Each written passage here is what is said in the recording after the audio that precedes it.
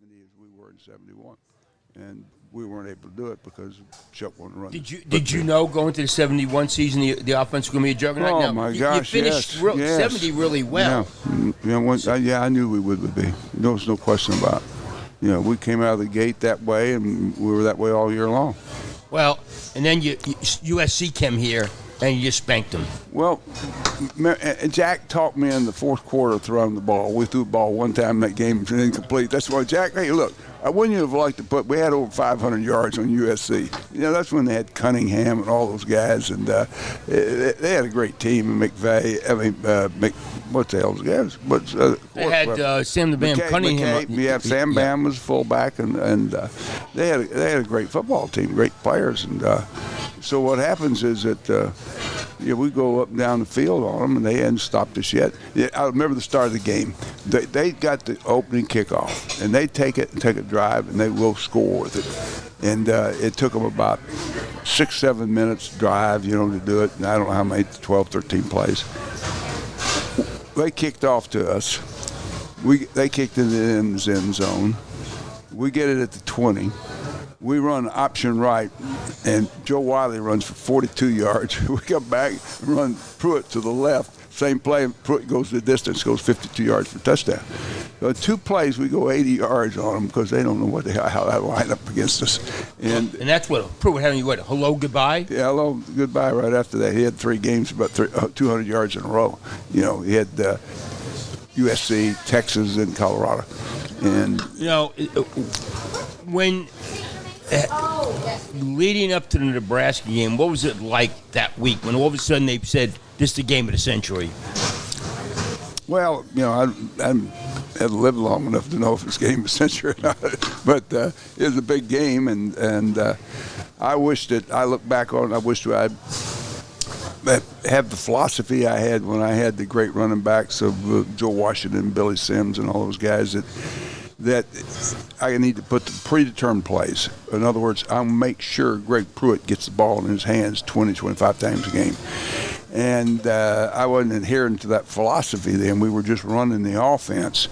But when we had those backs I just spoke of, we ended up saying, hey, these guys have to have the ball in their hands. They make things happen, running the ball north and south, stretch plays, power plays, blast plays, pop plays. Just make sure they can't touch the ball. And Pruitt, didn't end up getting the ball much because they took the option away. They forced Milden to run, and Milden ran for about 140 yards. Milden ripped them that day. And I had wished that I looked back on that. And the other thing, I wish we had thrown to Johnny Harrison. If we'd thrown the flag route, the post route, those things to Johnny Harrison, we probably had a couple more touchdowns. Just him. He scored 2 that day throwing the ball to him.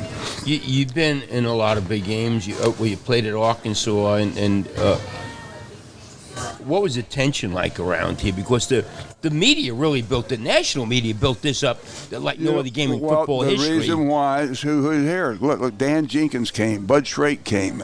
We went to Fuzzy's Thursday night, had the press conference. I think Johnny had the press conference at Fuzzy's. You're right. Johnny did have the Fuzzy's. But see, people don't even know what Fuzzy's is. Yeah. you gotta be as old as we are to know what Fuzzy's was. But we had that downtown Oklahoma, midtown Oklahoma City, and press conference. And I remember standing at the bar with Dan Jenkins, and boy, I thought this was neat. They wanted to ask this old 30-year-old coach a bunch of damn questions, and they were already my heroes. And Dan Jenkins, you say that to some people today, they don't know who the hell Dan Jenkins is. Young people, but great writer. Oh my God, And how did you keep the players calm?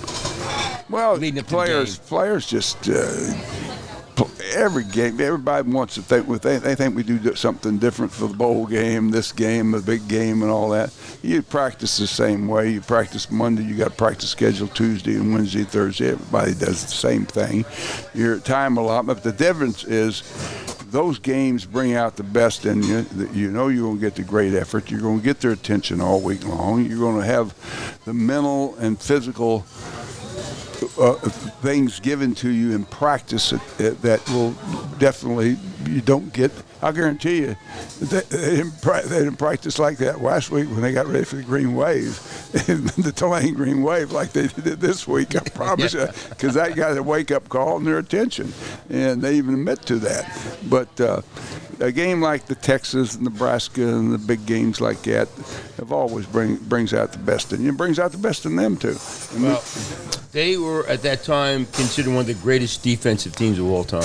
Well, each one of us, Oklahoma and Nebraska, had several teams since then that were so much better than those teams. There was no question about it.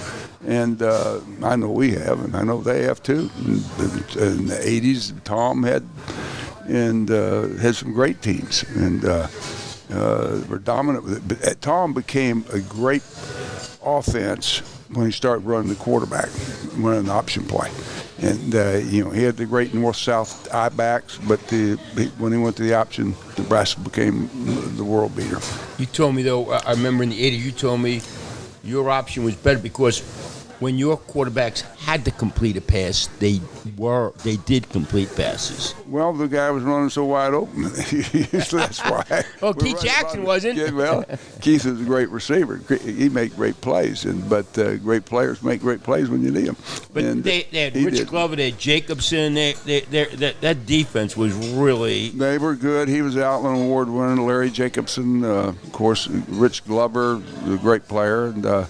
They had good players everywhere. They had good players everywhere. Nebraska had the great numbers back then, and they were a dominant team, and they were national champions in '70, and here again in '71 we're playing for the national championship. But and it remained that way until the NCAA scholarship limitations cut down numbers, and the walk-on program and Nebraska's program was hurt more than any other program because of that.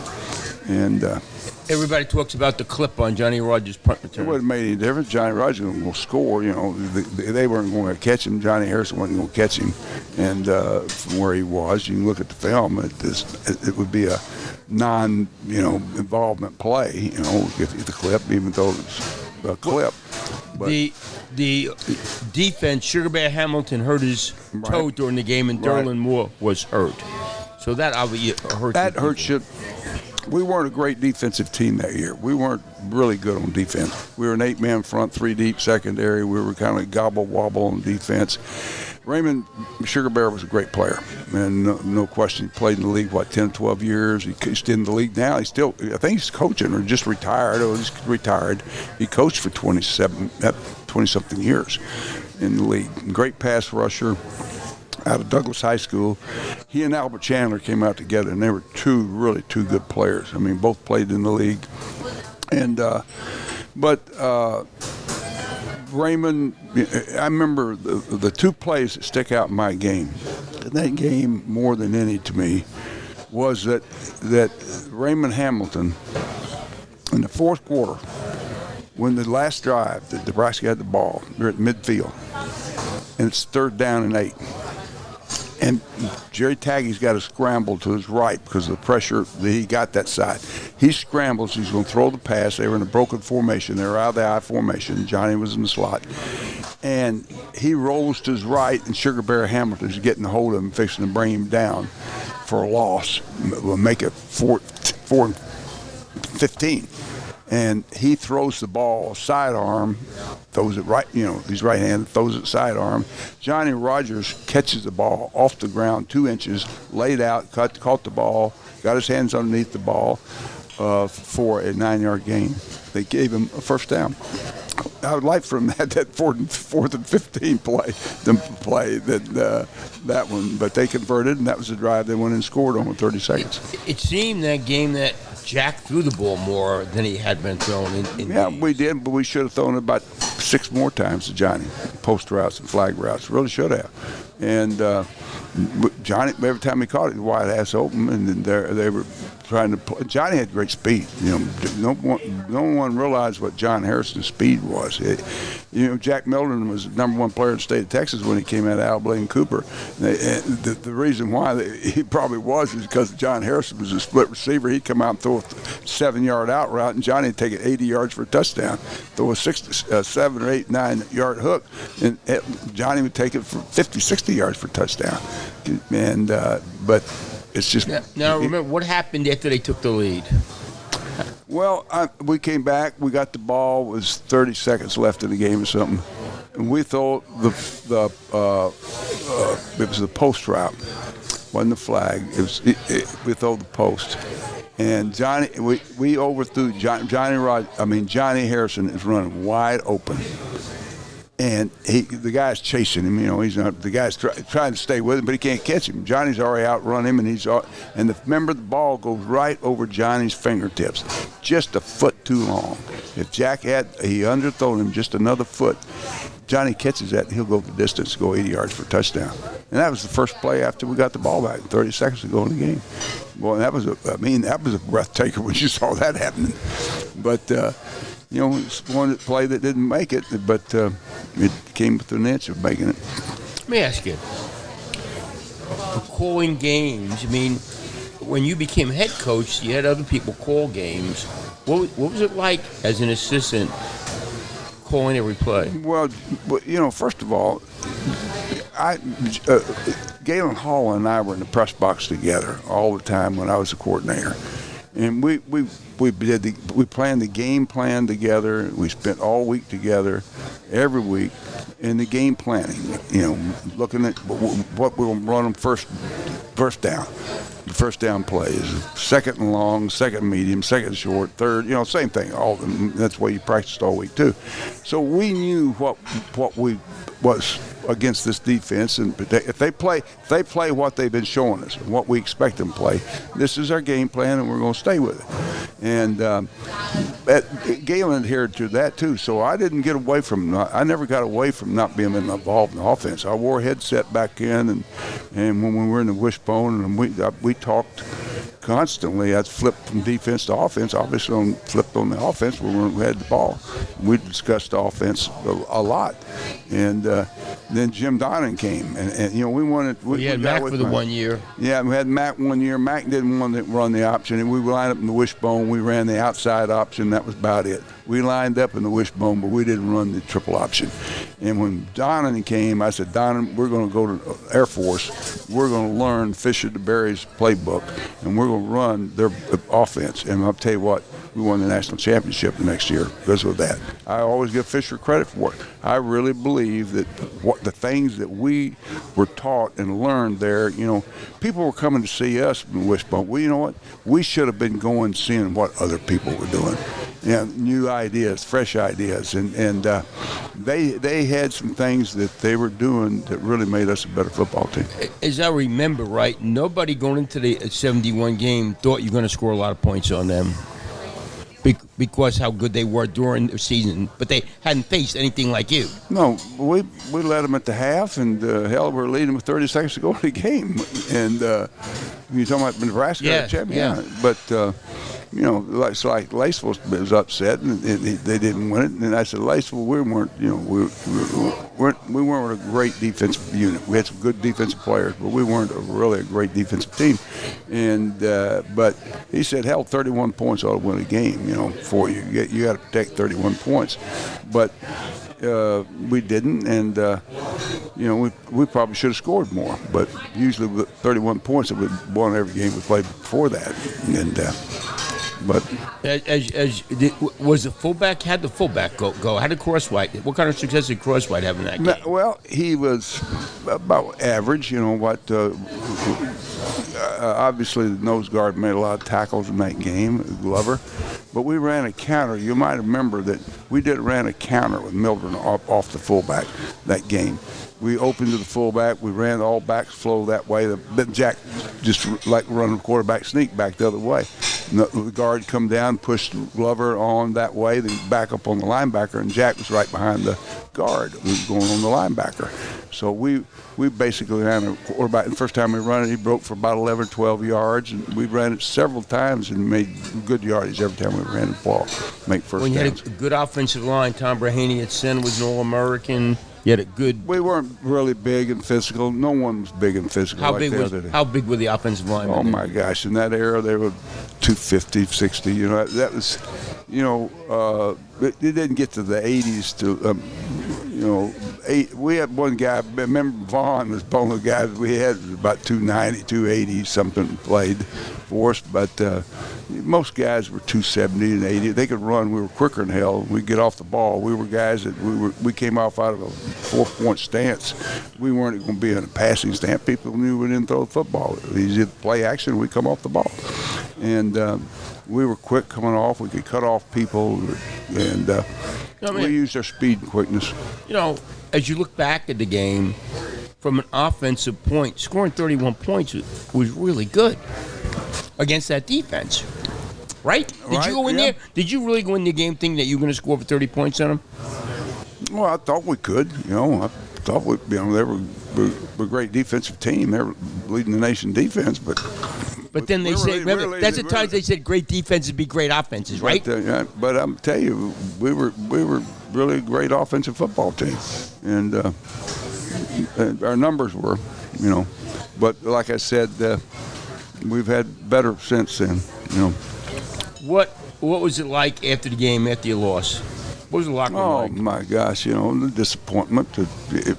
Losses never taste good, and not as good as the glass of wine I got in front of me. But I remember I was in the locker room after the game. It was like a morgue in there. Yeah, well, it's, you know, we lose the national championship. You know, let's take it on from there. You know, it was a great disappointment to all of us, you know, coaches, players, all of us. But we still had a game to play.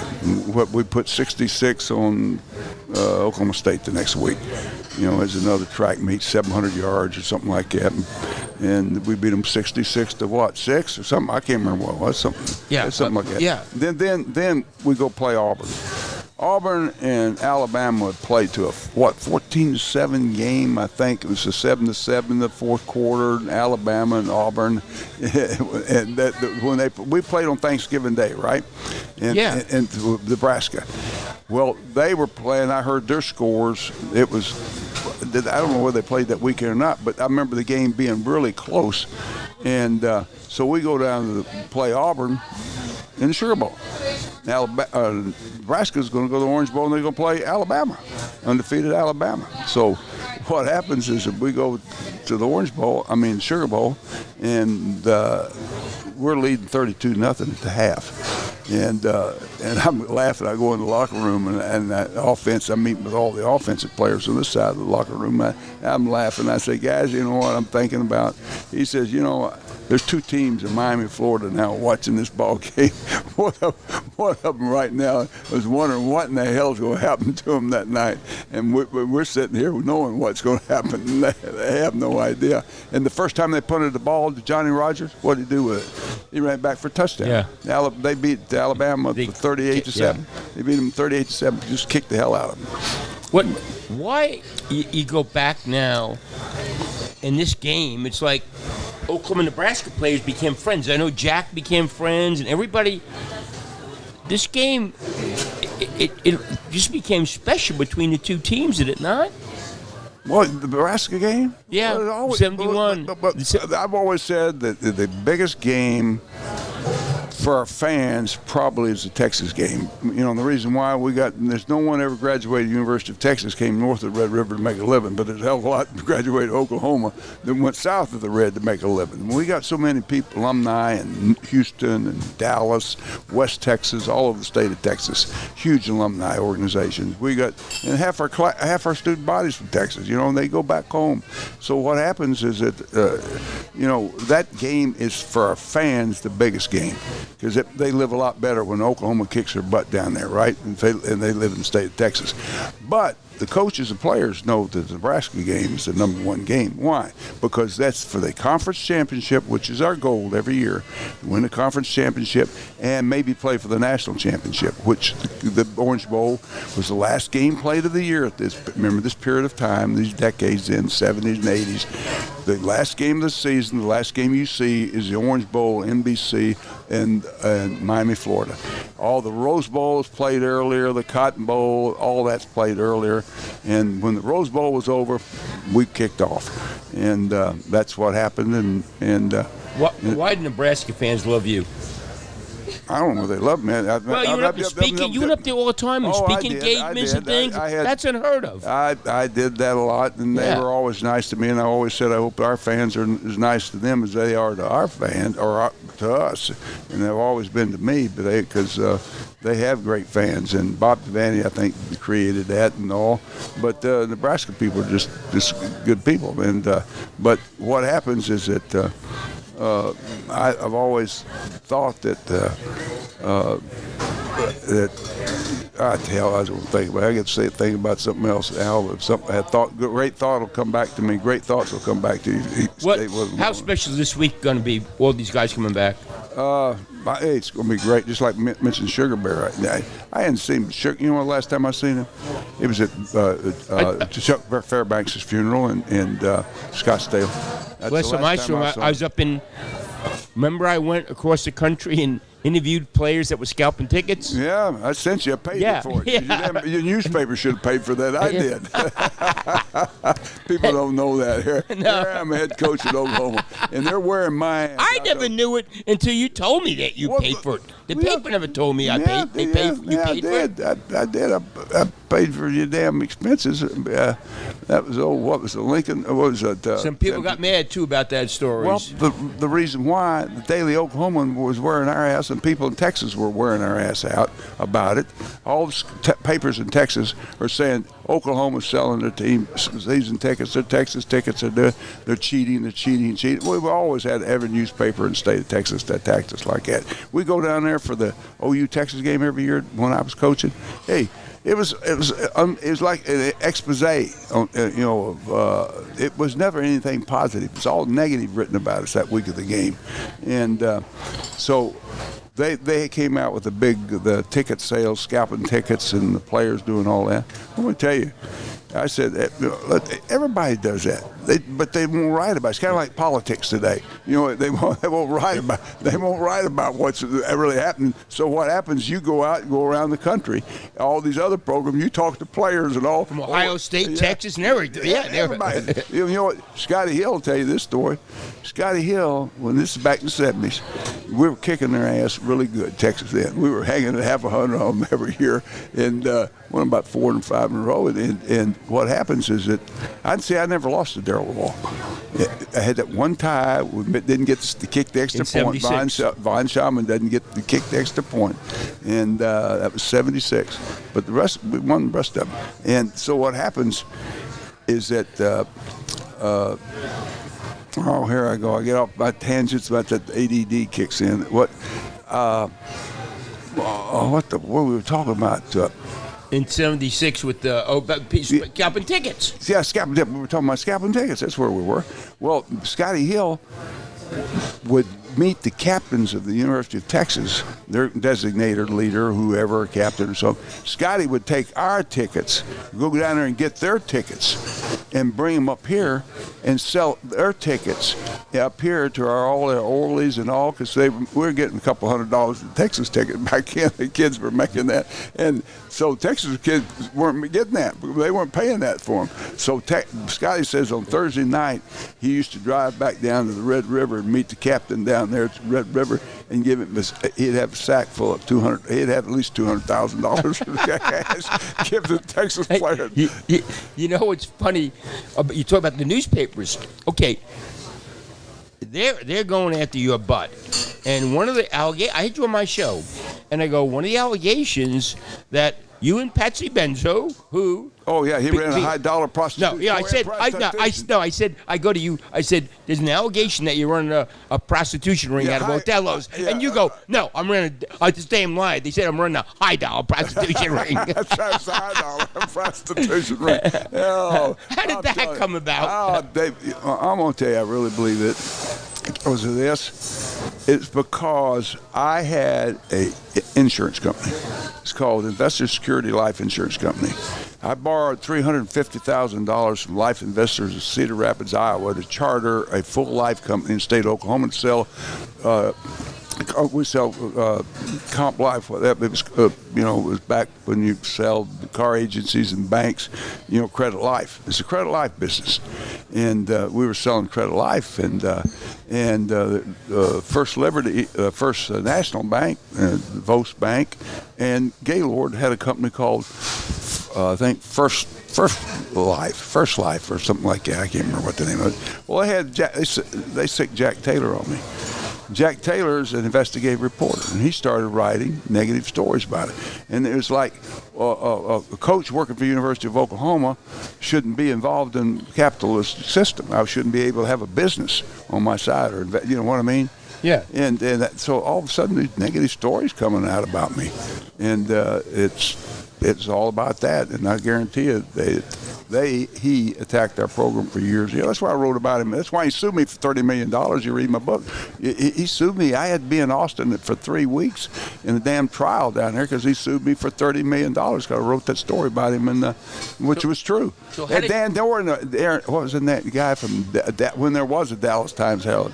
Darren Langendorf or something like that. I remember, yeah. Yeah, he was a reporter for him. Yeah. Oh, the exchanges and phone calls between him and the girl living with Big Red, we called him Big Red, remember in my chapter in the book? Absolutely, That she was contacting the Dallas paper and the Oklahoma City paper and telling what that you ran a prostitution ring? Yeah, everything.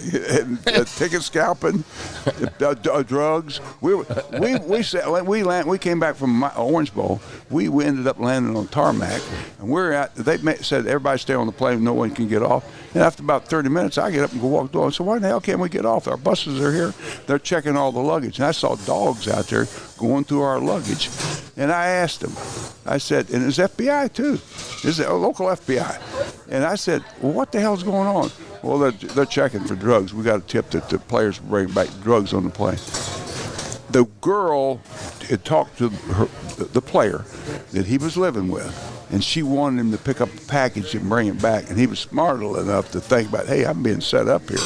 I'm going to bring back this package. I don't know what it is, a box for her. And what it was going to be drugs. And so that was going to bust us right there. It's a setup. And that's the thing that these guys do. Again, talk about Nebraska rivalry. You're up there, was it 80? When you go into Bob Devaney's, he's doing a TV show? Right. And you're head coach, and the Friday night you bring tacos to him? Mm-hmm. That was in 1980. Jimmy Rogers ran the Sun Bowl. He's a guy great guy. He's Sun Bowl executive director. He wanted us to tie up with them in the Orange Bowl. Winner of our game goes to Orange Bowl, but they're thinking, well, if we're going to get Oklahoma, they're always trying to tie up with us and always wanted us to come to the Orange Bowl, but we kept winning the championship and going to the Orange Bowl. So he says Nebraska won't talk to us. So I called Devaney and Dom Osborne both and tried to get them to talk to Jimmy Rogers and let's do a tie-up sooner, the Orange Bowl or Sun Bowl. Well, they're Orange Bowl or bust. Remember, they were saying, no, we're not going to tie up Sun Bowl. They thought they were going to kick our ass, see. So when we get to Lincoln, every marquee, every sign from every hotel and restaurant says, Switzer loves tacos. Let's send him to where he can get them, which is El Paso, Sun Bowl. And that was that theme, And, of course, I come out with a sack of tacos. The only reason I do it is because I'm doing something with Lee Allen Smith on NBC back in Oklahoma City, Channel 4. I was mad Dick Jana hosted the show for one of the media guys there in Lincoln, and did the show for Bob. Well, Bob's show is done Friday night live. I'm out there doing this Friday night deal for Lee Allen back to Channel 4. I walk out, run to Dick Jan. I said, what's the studio set up over here for? He says, Bob does his show live every Friday night. Coach, why don't you stay and be on the show? I said, hell, I'm not going to stay around there. And he says, well, hey, I said, wait a minute. If you don't say one word, I will get behind that stage set right there, and I'll figure out my own cue to come out. And you don't let him know. If you let him know, he knows I'm here. I'm going to walk right out that back door. You'll never see me on the show. He said, I promise I won't say a thing, Coach. You come out when you want to. I called the stagehand over. I had him go down to Taco Bell, buy me a sack of tacos. And I get behind that damn stage set there, behind that. And, oh, here comes Ray. They always had a few pops on the show and had a few drinks. And Bob, Bob's going to have a drink now before he does the show. So what happens is that all of a sudden, it's like everybody thought we had staged this. This is part of the show and all, because it came off perfectly. He was with Ray Hong, a guy that owns the House of Hong in Honolulu, Hawaii, and he's a big Nebraska fan, and he brought a big pineapple from Hawaii for a gift for the show to give to Bob Devaney. And Bob gets this and thanking Ray and all for this big. He says, well, if Switzer was here, I'd give him this pineapple, because where he's going, he's not going to have any fruit like this. He's going to have tacos. Perfect cue, right? I walk out behind that stage. I walk up and step up on stage. And Bob's eyes is that big around, I'm telling you. He can't believe that I'm walking on his damn live TV show. I know our coaches are watching. I know our players are watching. And I know the Nebraska players are watching this show and their coaches. They got to think I'm a crazy ass. So I walk up there and I say, Bob, I really appreciate this. I thought it's really nice of you. I didn't know you were going to give me a pineapple, but I have something for you too. And I handed him a sack of tacos and sat in his lap.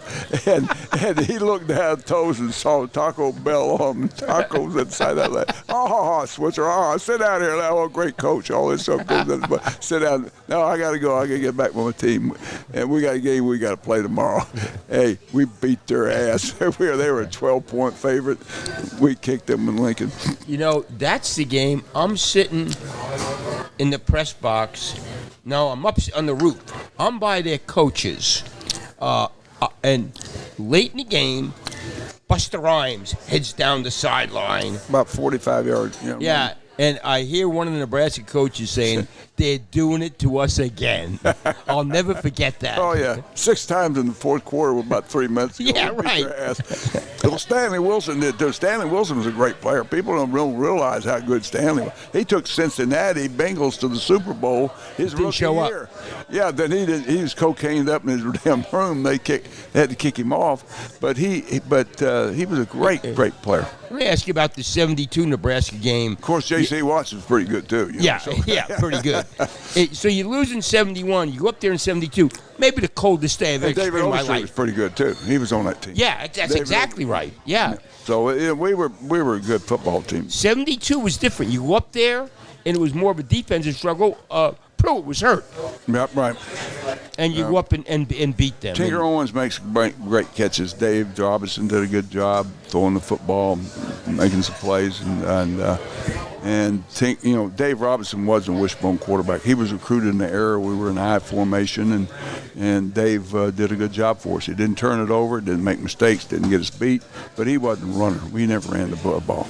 But he executed the offense really good for us. I don't know if you know this story. So you go down to the Sugar Bowl to play Penn State, right? Right. I get down there. You're staying at the Marriott Hotel where I'm staying. Right. I'm going down. It's probably about 10 o'clock at night to go drink. And there I see Tinker Owens and Grant Burgett. And Tinker Owens, an 18-year-old freshman, goes, Al, I got to give you some drinking advice. Go to Pat O'Brien's, only have one hurricane, and then switch to beer so you won't be hungover the next day. I always look back, this 18-year-old dude from my Oklahoma is giving me drinking advice.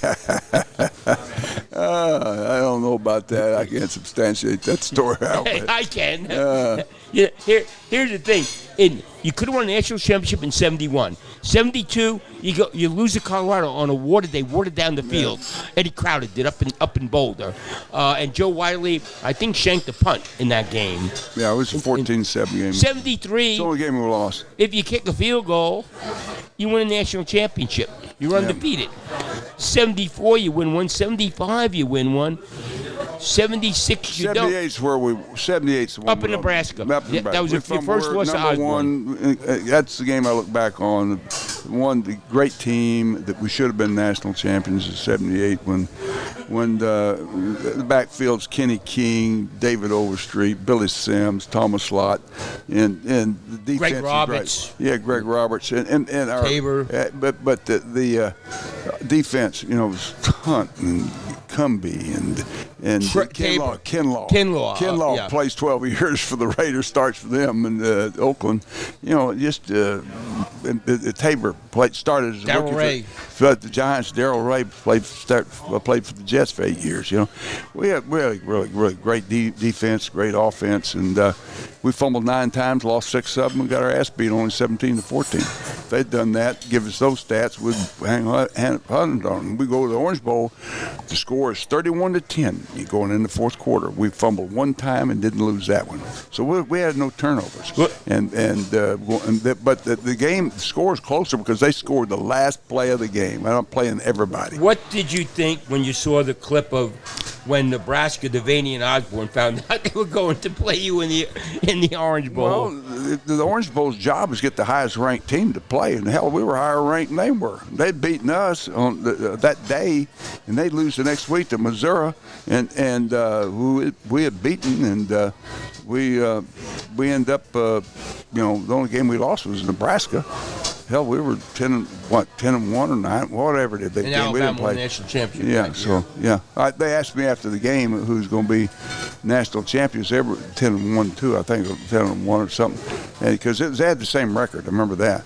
And they asked me who was going to be national champions. I said, well, you guys will vote for. You're not going to vote for this young old coach here. You're going to vote for Coach Bryant. He says you're going to vote for the. Is Osborne coming down this weekend? Yeah, he's going to be here. Mm-hmm. What's that going to be like to see him again? Well, I did a show with him a week ago, a Zoom call. He was on TV. I'm sitting there. We're both talking to each other. We spent an hour together. We did it already done TV. But 2 weeks we've been talking about this damn Nebraska game coming up. Game of the century. Is there any play that you haven't seen forever that you're looking forward to see? Any player of our players? I know them all. They all come back spring game. Our guys come back pretty. But Sugar Bear, you said Sugar Bear. I haven't seen Sugar Bear, and Raymond Hamilton, Douglas High School. You said you saw Roy Bell. Roy Bell. It came back spring game last year. Got to talk to Roy first time in a long time.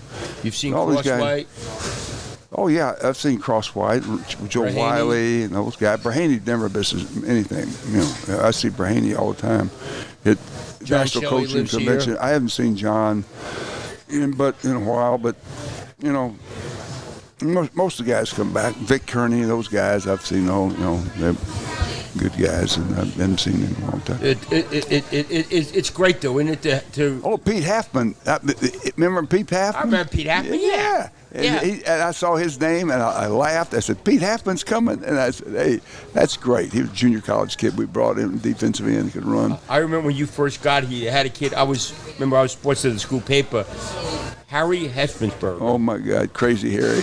Yeah, Crazy Harry.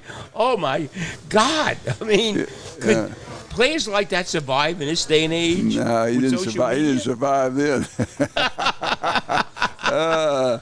No, my gosh, that is just. Hey, you look back now, 50 years later, the stadium and everything. You know what? I'm going to tell you something. We've got to do this. And I've told Joe C. this, and I've said to everybody over there, I don't care, is that we're going to the SEC conference, and I've always said this. There's a big wart on the Princess over there, our stadium.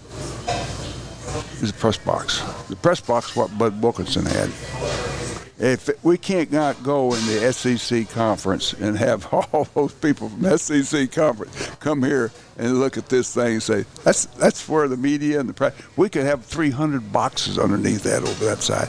We could have from goal line to goal line a new press box and west side seats, stadium.